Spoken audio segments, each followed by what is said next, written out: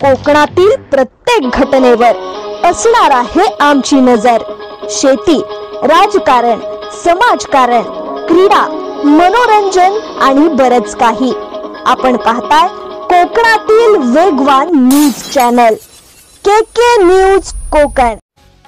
पोलादपूर तालुक्यातील पितळवाडी येथून करण्यात आला महायुतीचे उमेदवार सुनील तटकरे यांच्या प्रचाराचा शुभारंभ।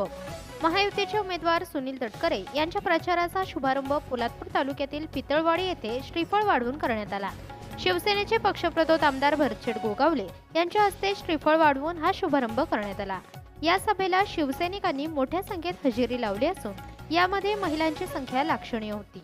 यावेळेला धनुष्यबाण नाही तर घड्याळासमोरचे बटन दाबायचे असल्याचे आमदार गोगावले यांनी उपस्थित शिवसैनिकांना समजून सांगितले।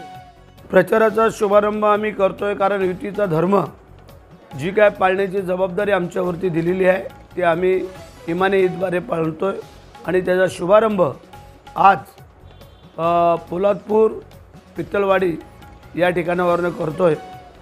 तर आपण त्या ठिकाणी यावं आणि जो पहिलीच सभा आहे आमची तर ते अटेंड करावी असं मला वाटतं आहे।